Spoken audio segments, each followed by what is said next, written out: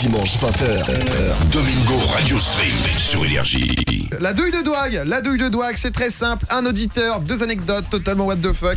Une vraie, une fausse. Si l'auditeur trouve laquelle est la vraie, eh bien, il repart avec un casque JBL. Exactement. Est-ce qu'on a notre douille potentielle? Oui, elle est là, c'est Maxime qui est capable de la prendre. Maxime?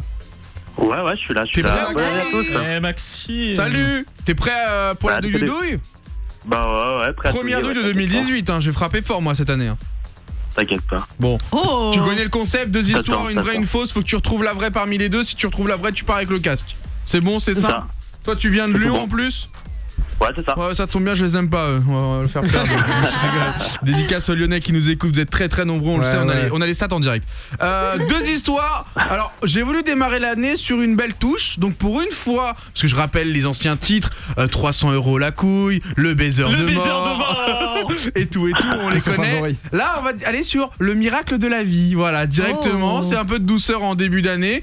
Et on va commencer avec la première histoire. Il y a plusieurs semaines, un homme a subi un grave accident de la route à Bristol, en Angleterre. Victime d'une hémorragie au cerveau, il est tombé dans un coma profond. Au moment du drame, sa femme, elle était enceinte de 8 mois. Donc autant dire que le bébé allait arriver. Pendant que son compagnon, lui, était dans le coma, elle a fait sa petite affaire, elle a accouché de leur petit garçon et du coup vu qu'elle craignait que son enfant ne connaisse jamais son papa parce c'était incertain l'avenir de cette personne, elle a décidé d'amener son nouveau-né assez tôt directement à l'hôpital pour qu'il y ait un contact au moins entre le père pendant qu'il est dans son état végétatif, c'est ça comme ça qu'on dit? Oui, il me semble, ouais. Et le petit nouveau-né qui venait d'ouvrir les yeux dans ce monde merveilleux. Trop mignon. Donc du coup grosse stupeur au niveau du personnel médical quand ils ont appris qu'en fait le père s'était éveillé directement au moment du contact avec l'enfant. Donc ça a été un gros truc assez hallucinant au niveau médical.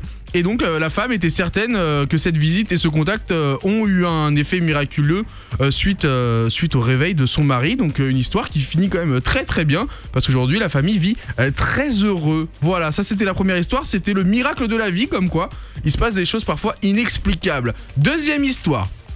T'as bien assimilé la première, c'est bon Maxime? T'as les arguments? C'est bon, Deuxième, c'est un souvenir inoubliable. Pourquoi? Un petit garçon de 10 ans a fait une terrible chute en voulant immortaliser son passage aux chutes du Niagara. Alors qu'il posait sur la rambarde, classique comme tous les touristes, et que sa mère, elle, en face de lui, tenait l'appareil photo ou un téléphone pour prendre la photo, en fait le garçon il a perdu l'équilibre et il a fini par tomber. Donc autant vous dire que les chutes du Niagara, c'est pas, tu tombes pas d'un escalier, hein. Il est tombé de quasiment 60 mètres de haut et a été retrouvé gravement blessé à la tête en bas. Il a été bien évidemment rapidement pris en charge par les secours et hospitalisé dans un état qui semblait très critique. Quelques heures plus tard, la police a rassuré tout le monde. Elle a indiqué que la vie de l'enfant n'était pas en danger et qu'il avait miraculeusement.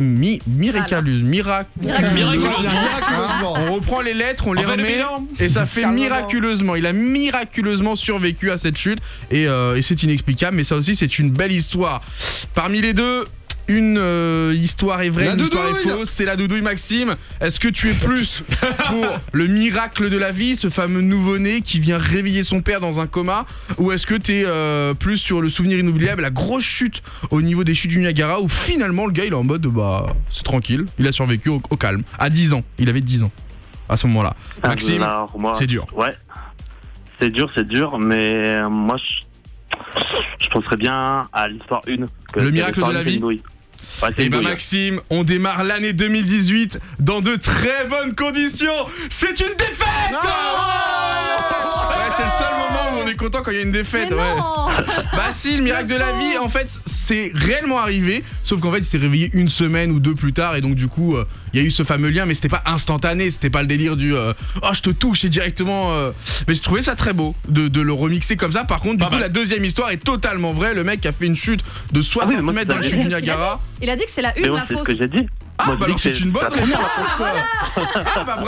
Quand vous venez dans la douille, vérifiez bien. J'essaie de placer les deuxièmes douilles dans la douille. Non pardon, ok, là, une était fausse, donc tu as raison. Je t'ai défendu comme jamais là. Ouais, là j'avoue, tu peux remercier Alicia, parce que moi là c'était pas ça. Moi j'étais comme Dog. Là on envoie, ouais. Pour moi t'avais loose. Moi j'ai applaudi. C'est Marlène qui tranche. Il a dit quoi? Non, il a dit la une c'est la douille. Bon, personne t'a écouté, Maxime. C'est la fin de l'émission, frère. Non, mais voilà, du coup, quand même, bravo. Alors, Maxime, tu remportes. En tous les cas, ça ne change pas grand chose. Le casque pour nous, JBL. mais pour toi, ça change beaucoup. Tu reçois le casque à la maison. Et bravo, parce que cette impeccable, douille, elle ne passe pas. Domingo, Alicia, Douag, donc. tous les dimanches, 20h minuit, sur Énergie.